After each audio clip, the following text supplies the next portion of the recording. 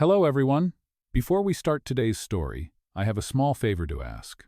Please hit subscribe and turn on the notification bell so you never miss any of our upcoming stories. It's quick, free, and the best way to support our channel in creating more cinematic dramas for you. Your support truly means the world to us. And hey, where are you watching from? Drop your city or country in the comments below. Thank you so much. Now let's get back to our main character. 3 years earlier, the sound of rain against the glass echoed through the penthouse office. Lila Hart stood in front of Adrien Cole's desk, clutching the edge of the contract like it might burn her fingers. The city skyline stretched behind him, sharp and endless. His voice was calm, too calm. "You have read it all?" he asked. Lila nodded, her throat dry. 3 years, she whispered, and then I walk away. Adrien's eyes flickered, unreadable. 3 years. No personal involvement, no emotional entanglement. It is purely legal. She signed. The pen trembled slightly in her hand. The moment the ink dried, her life as she knew it ended. Their marriage was announced quietly, without a photograph, without a smile. To the world, it looked like a merger. To her, it felt like exile. Months passed in a blur of silence and distance. They attended galas together, smiled for cameras, but when the lights dimmed, they went separate ways. Adrien worked late. Lila dined alone. Sometimes she heard the elevator at 2 in the morning and wondered if he ever truly slept. Once, he left a single white rose on her nightstand without a note. She never asked why. The penthouse was vast, full of light, yet it felt colder than any place she had ever lived. She tried to find comfort in small things, the warmth of her tea, the hum of the city below, the smell of paint when she worked on her canvases in the guest room. That tiny room became her refuge, the only space that was hers. Adrien never entered it, not once. He stayed buried in his world of business calls and guarded conversations. Sometimes, she caught him watching her across the dining table, expression unreadable, as if there was something he wanted to say but could not. 3 years crawled by like a quiet storm. On the morning of their anniversary, she woke to find his side of the bed empty, as always. But on the dresser, there was a letter. Just one word written in his careful handwriting: freedom. That night she packed what little belonged to her and left. No tears, no confrontation, just silence. The papers finalizing their separation arrived 2 weeks later. She moved to a coastal town far from the noise of the city, opening a small flower shop called Eden's Promise. The scent of lilacs and peonies replaced the sterile perfume of marble floors and boardroom air. For the first time in years, she could breathe. Customers came and went, drawn to her quiet kindness. When they asked about her past, she smiled and said she had once lived in the city, nothing more. But some nights, when the sea wind brushed through her hair, she would remember the man who had offered her a contract instead of love. And she wondered, just once, if he had ever regretted it. Meanwhile, back in New York, Adrien Cole's world had not softened. He had built walls even higher than before, hiding behind meetings, deals, and his reputation as the man who never lost control. But every time he walked past the empty bedroom or saw the untouched canvas she left behind, something inside him cracked. He kept her last painting wild strokes of blue and white hanging in his office, though he never explained to anyone why.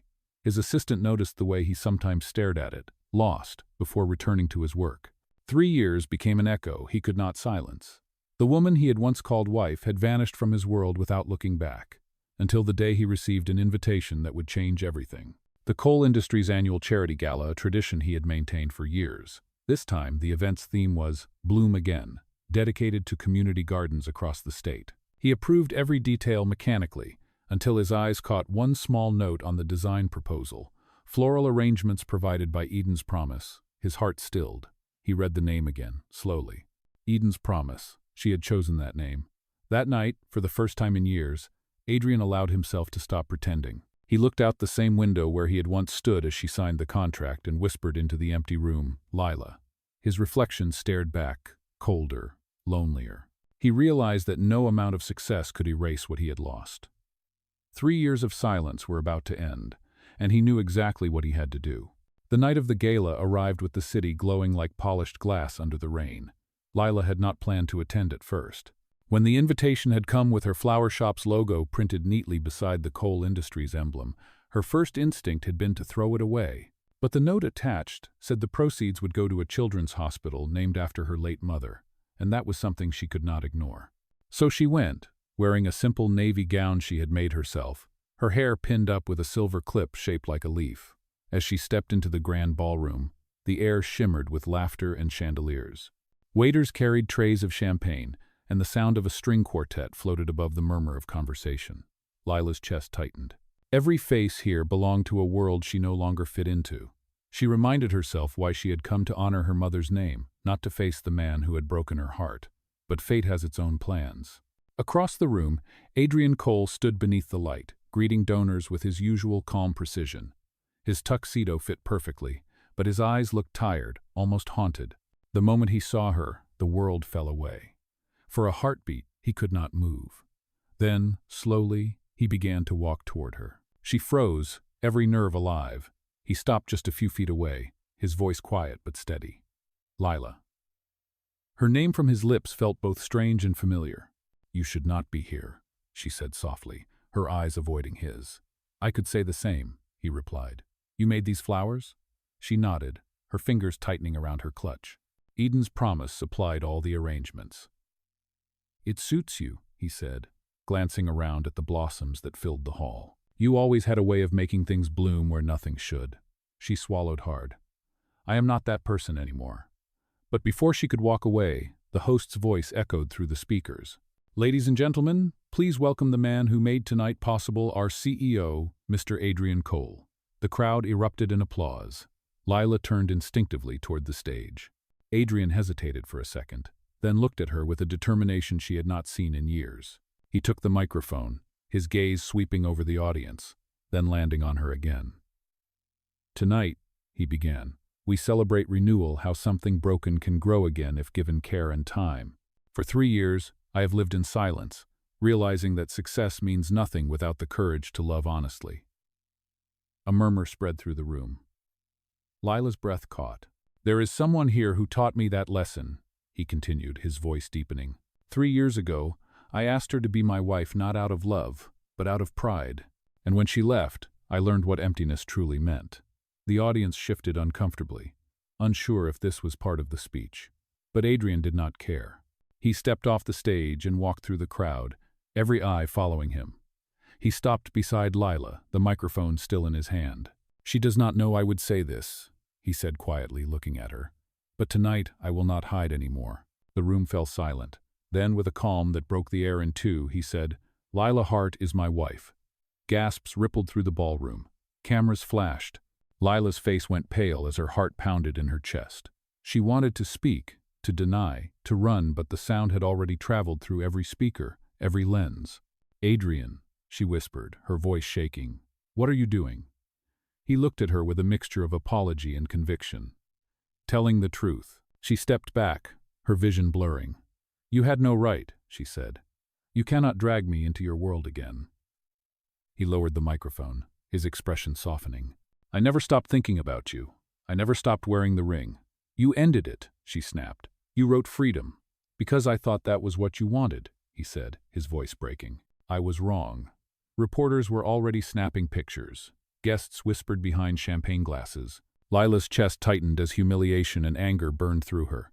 Without another word, she turned and left, her heels clicking sharply against the marble floor. Adrien stood frozen as the applause slowly returned, polite and confused, but his world had already gone silent again.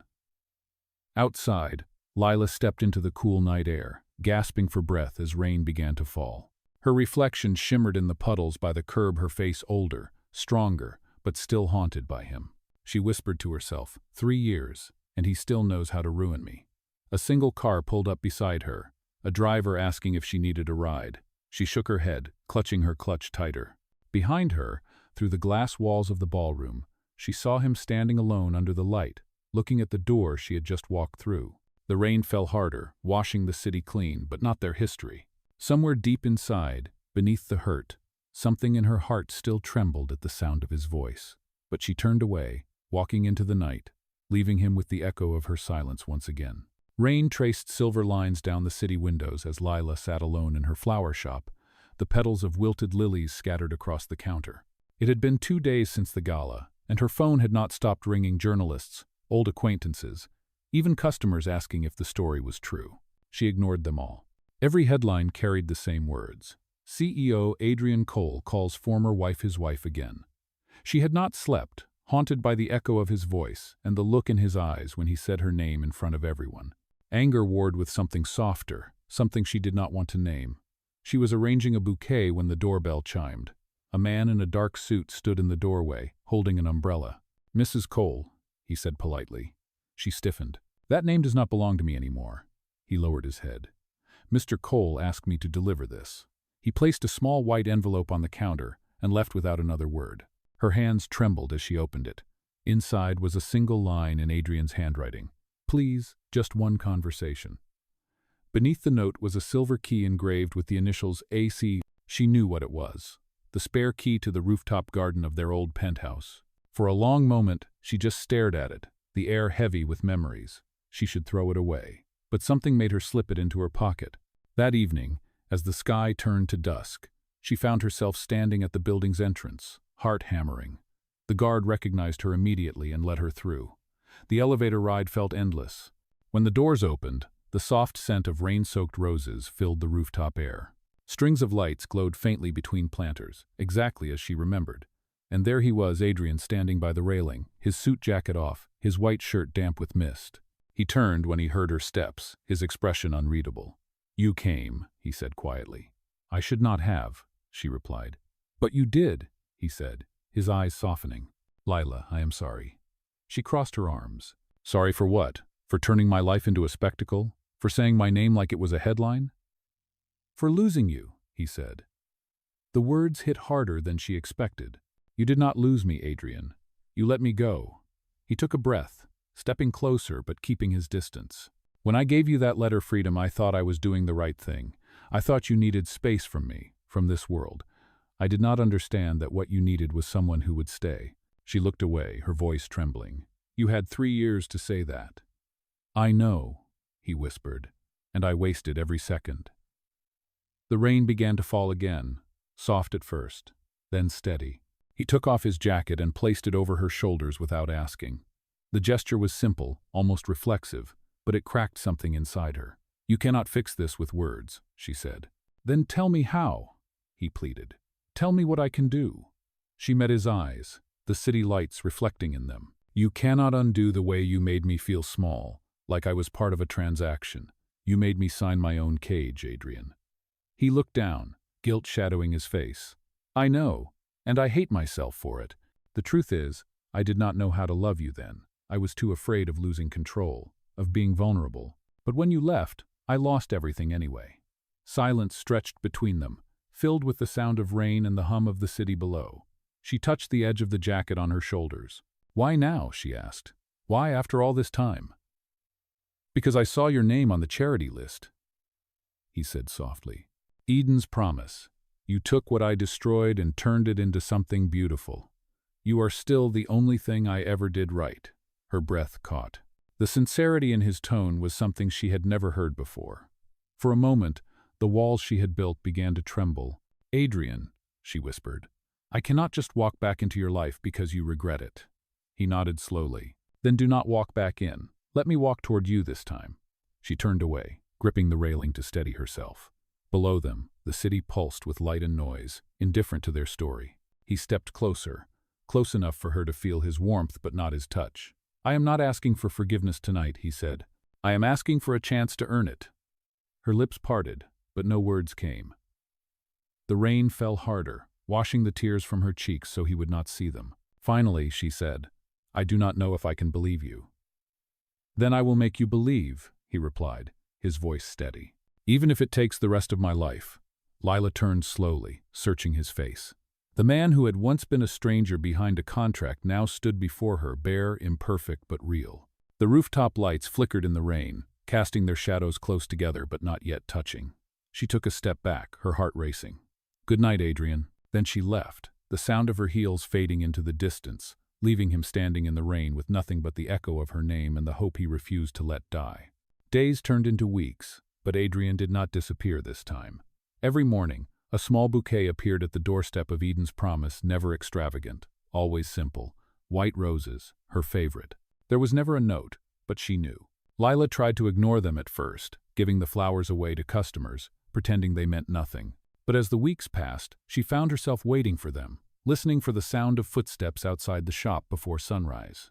One afternoon, as she was arranging peonies in a vase, the bell above the door chimed. She looked up and froze.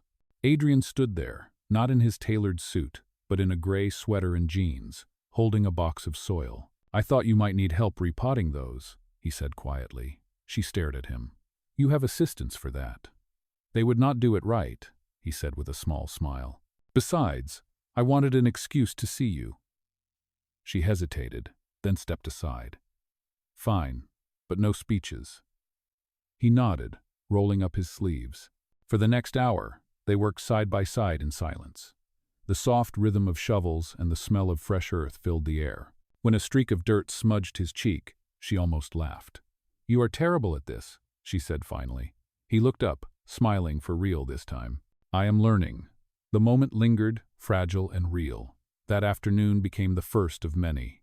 Adrien began stopping by every few days, helping with deliveries, fixing shelves, or simply sitting quietly while she worked. He never pushed, never asked for forgiveness again. He just showed up. The customers started whispering about the man who looked suspiciously like the CEO from television, but Lila ignored them. Slowly, the sharp edge between them began to soften. One evening, as the sun dipped low, he found her outside, locking up the shop. "Come with me," he said suddenly. "Where?" "You will see." Against her better judgment, she followed. He drove them to the outskirts of the city, where a stretch of barren land overlooked the sea. The sky burned orange and gold. "What is this?" she asked. He turned to her, his voice calm but certain. "A new community garden. I bought the land last year, but I did not know what to do with it, until now." She frowned. "Adrien, if this is another gesture to win me back." "It is not," he said quickly. "It is a gift, for you, for what you built when I destroyed everything. You showed me that beauty is not about control, it is about care." Her breath caught. "You are naming it Eden's Promise too?" He shook his head gently. "No. This one is called Lila's Haven." She looked away, overwhelmed. "You cannot keep doing this. I do not know how to trust it." He stepped closer, the wind catching his voice. "Then do not trust me. Trust what you see. I will be here, every day. Not as a CEO, not as the man who hurt you, but as the man who is still learning how to love you the right way." For a long moment, neither of them moved. The ocean roared below, wild and endless, like everything unsaid between them. Finally, she whispered, "You do not know how stubborn I can be." "Good," he said softly. "Then you will not run before I can prove it." She smiled despite herself, a small, tired smile that felt like the first sunlight after a storm. They stood there until the sky turned violet. When he drove her home, she did not invite him in, but she did not tell him to leave forever either. That night, as she sat by her window, she saw the white roses he had sent earlier in a vase beside her. Their petals were beginning to open fully. For the first time in years, she did not throw them away. She watched the moonlight fall across the blooms and whispered to herself, "Maybe some things do grow again." Across the city, Adrien stood in his office, looking at the painting she had left behind blue and white swirls like a storm clearing. He touched the edge of the canvas and smiled faintly. For once, his world did not feel so empty. Somewhere, a new garden waited to bloom, and for the first time in 3 years, he believed it might. The months that followed moved with a quiet rhythm, like the tide rising and falling against the shore. Lila's Haven had become more than a patch of land. It was a living thing, full of volunteers, laughter, and the smell of new beginnings. Adrien came often, not as the owner, but as another pair of hands. He learned how to dig, plant, and even ruined a few rows of daisies before he got the hang of it. The sight of the once impeccable CEO kneeling in the dirt made people smile, and for Lila, it stirred something deeper. She still guarded her heart, but every day it grew harder to deny the change she saw in him. He no longer spoke in numbers or contracts. He spoke in effort, in presence. One afternoon, she found him standing by the greenhouse, his sleeves rolled up, sweat on his forehead, staring at a row of sprouting lilies.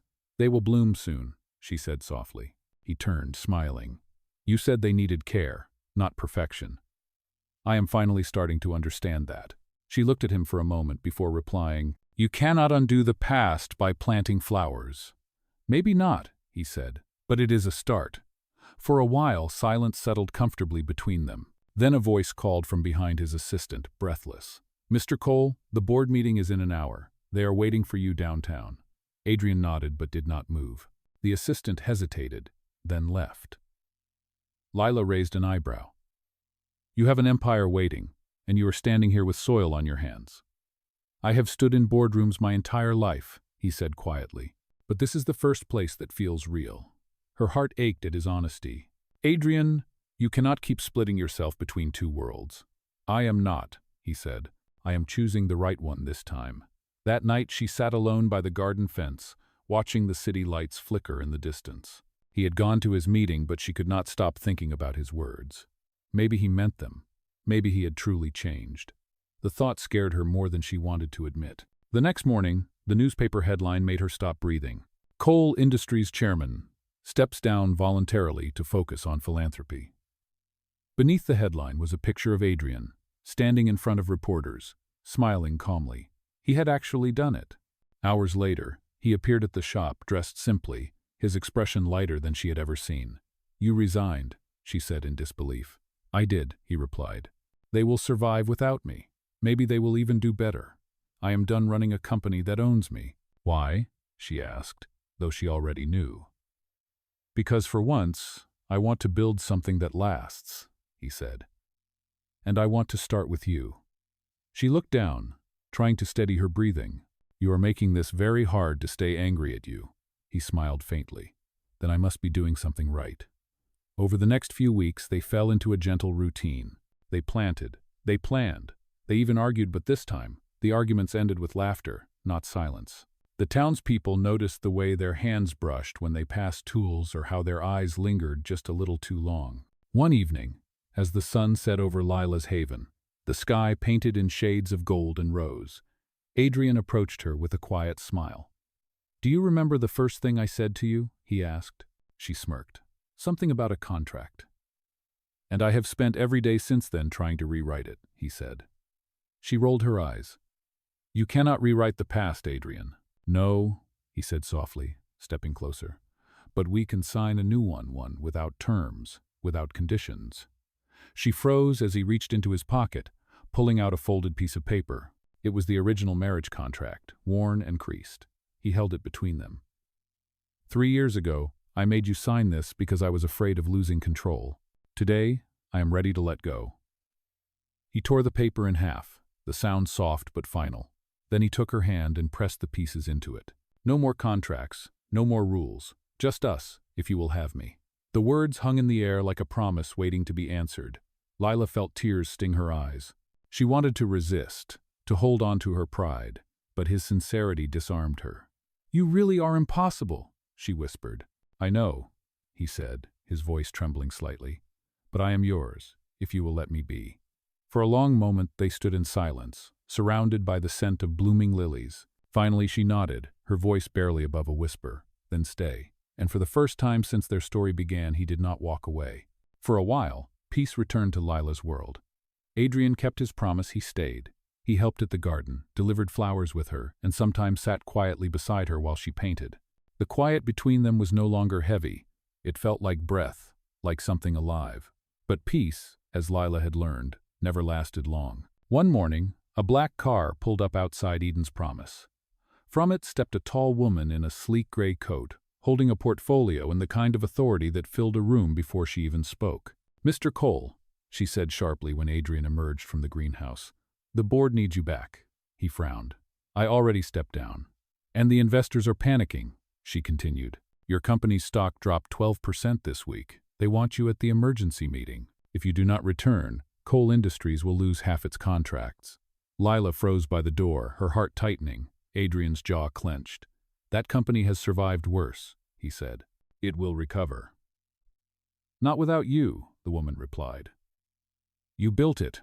You are the name that holds it together." The silence that followed cut through the air. Lila felt the old ache rise again, the one she thought she had buried, the fear that the world would always take him away from her. When the woman finally left, Lila approached him quietly. "You have to go," she said. He turned, startled. "Lila, no. I left that world for a reason. And now it needs you," she said softly.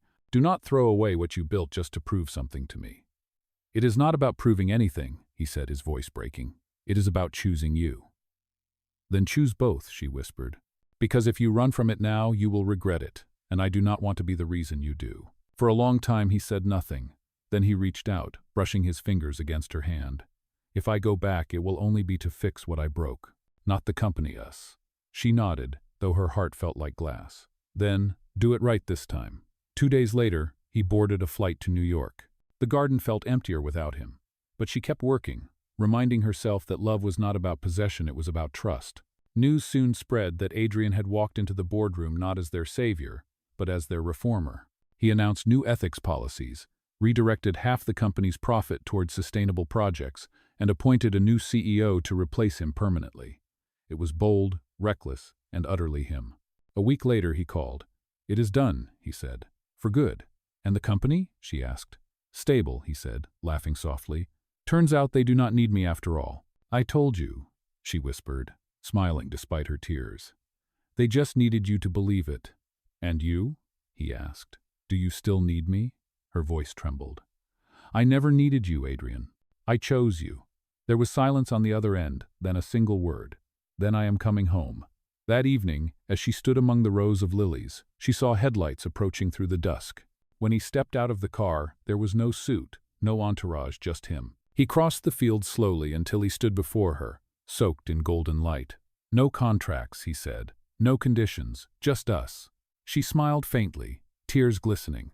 "Then welcome home," and when he took her hand this time, she did not pull away. The next morning, the sun rose gently over Lila's haven, painting the fields with gold. The air smelled of fresh soil and new beginnings.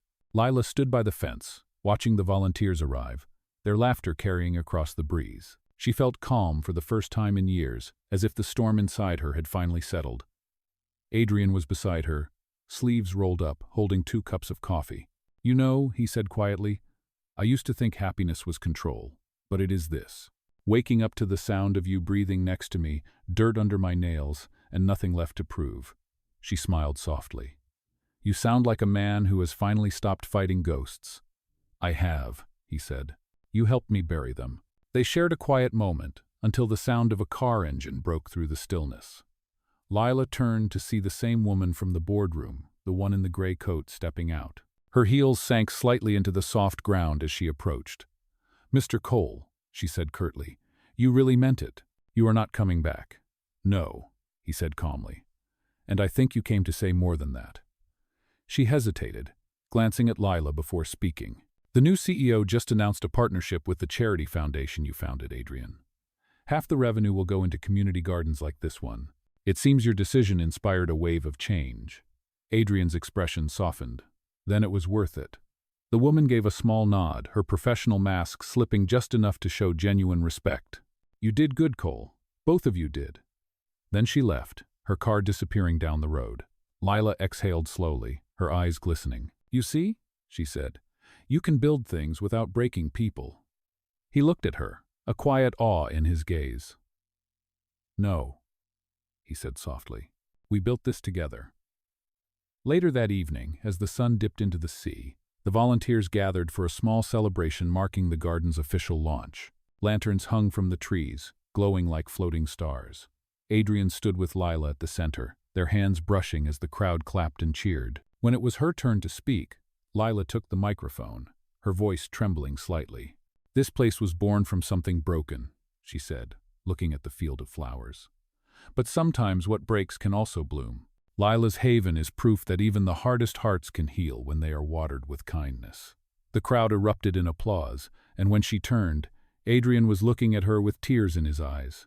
He stepped forward, taking her hand in front of everyone. "There was a time," he said softly, "when I thought love was something you could negotiate, that it came with terms like a contract." A few people laughed gently, recognizing the truth behind his words.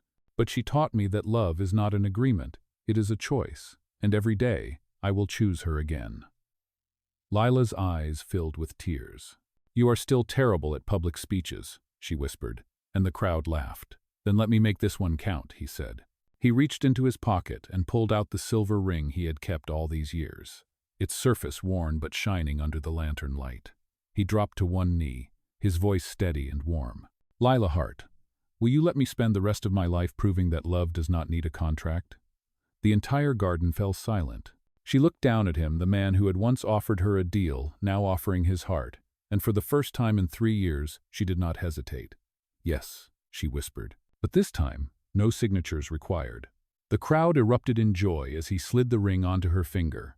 Fireflies danced around them, the lanterns swaying in the wind.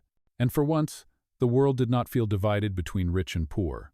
Power and weakness, it felt whole and alive and theirs. A year later, the morning light poured softly over Lila's haven, now a thriving sanctuary of color and life. Rows of lilies, roses, and wildflowers stretched as far as the eye could see, their scent carried by the breeze. The once empty field had become a symbol of renewal, not just for the town but for the people who tended it. Children ran between the rows laughing, volunteers shared coffee, and in the middle of it all stood Lila and Adrien, no longer bound by circumstance, but by choice. She wore a simple white dress, her hair loose, sunlight tangled in it like gold. Adrien, in his shirt sleeves and no tie, looked at her as if he were still trying to believe she was real. The ceremony was small, intimate, held under the old oak tree they had planted together when the garden began. There were no reporters, no photographers, no headlines, just the sound of the wind, the laughter of friends, and the hum of life around them. When the officiant asked for their vows, Adrien reached for her hands, his voice steady and low. "Lila, 3 years ago I gave you a contract because I was afraid of love. Today, I give you my word instead. A promise without paper, without ink, one that lives only through what I do every day." Lila's eyes glistened as she smiled. "Adrien, you taught me that even broken things can grow again if they are cared for. So I will care for you not to fix you, but to grow with you. That is my vow." The crowd fell silent as the officiant declared them husband and wife. Adrien leaned in, his forehead resting against hers before whispering, "This time, no mistakes, no contracts," she murmured back, smiling through her tears. "Just us." They kissed under the light filtering through the branches, the garden around them shimmering like a living painting. Applause rippled through the air, but for them, there was only the sound of each other's heartbeat.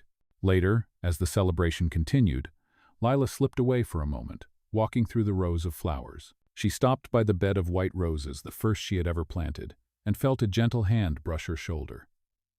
Adrien stood behind her, holding a small wooden box. "Open it," he said softly.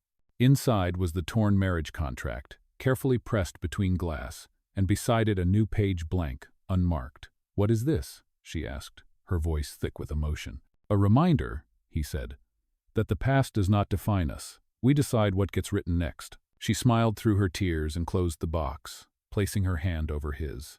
The sun dipped low, washing the field in gold. In the distance, the volunteers were lighting lanterns that floated slowly into the evening sky. Lila leaned against him, her head on his shoulder. "Do you ever wonder," she asked quietly, "what would have happened if we had not signed that contract?" He smiled faintly. "Then I would have spent my life looking for you anyway." She laughed softly, her eyes following the lanterns as they rose higher and higher. "Then maybe it was never a mistake after all," she said. "Maybe it was the only way we could find our way back."